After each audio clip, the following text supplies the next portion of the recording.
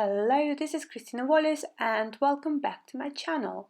In this two-part video, I've decided to review some of the veins and cutters produced by Sugarartstudio because although they're quite popular, they tend to be quite hard to choose because the pictures of the flowers which were produced with them on their website are quite small. So I hope you enjoy this video.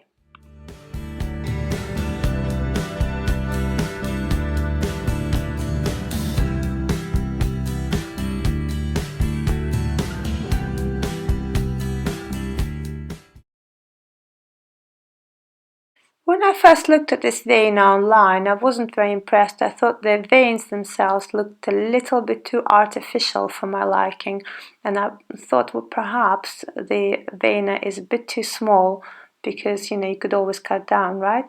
However, when it arrived, I was pleasantly surprised because, in my opinion, the veins really worked well on the paste for dusting as well, much better than I thought they would. And also, as to the size, the individual petals, when all the sizes added up, personally, I wouldn't have wanted these flowers to be any bigger, and size as it was kept a really nice shape and gave these petals really nice shape. That wouldn't have been the case had the vein been bigger. Okay, so what else? Two parts of this vein match really easily, which isn't always the case with veins, by the way. And because the material of the silicone is quite hard, it is quite easy to transfer the pattern itself. It doesn't get smudged up as you push into the silicone. This next one is simply called Bossom. As you could see, it's a high quality item with a nice texture to the petals. It's bound in a ring, so it's not going to get misshapen as you handle it. Funnily enough, shortly after buying this cutter, I got into making more lifelike detailed flowers with individual white petals, so I never quite got around to using it much. I should imagine it would work really well for a large volume of flowers, for wedding cake, etc. Has any of you used this cutter? What do you think? Did you like it? Did you hate it? Please let us know. Leave a comment below. Okay, so the giant rose petal in the cutter, and giant it is, I grant you that.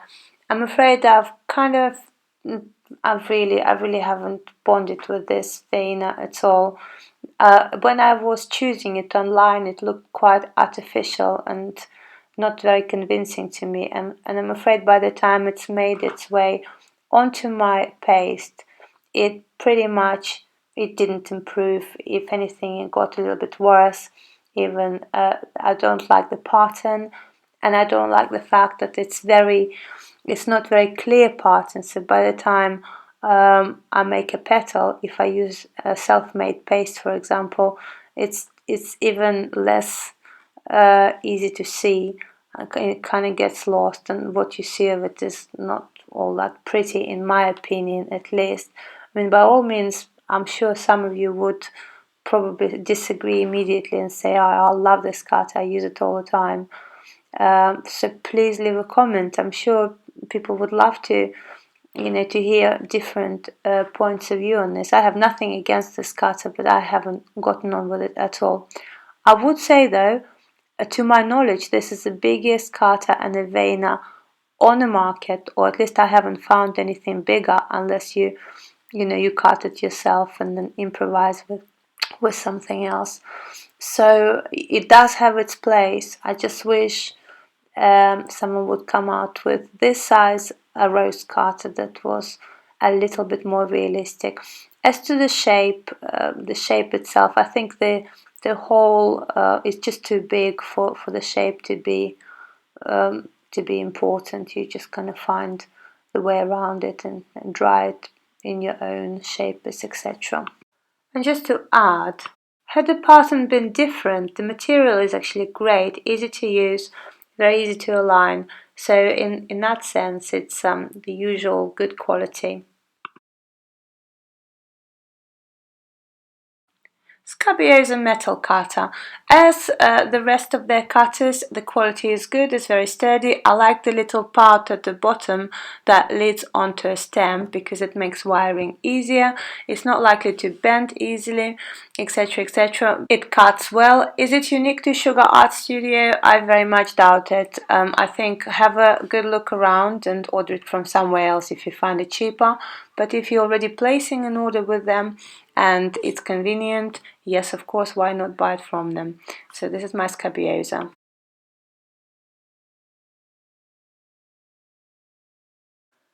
I really love Dusty Mill as a foliage to complement the flower arrangement. I think it's modern and beautiful. So every time I try to make it, I really regret only buying the vena out of the set of two when I was making my purchase with Sugarartstudio.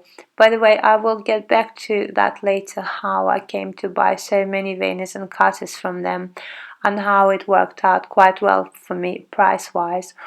But anyway, so I have the vena. I struggled to find a cutter to match the vena, and this is the one I did find on Etsy.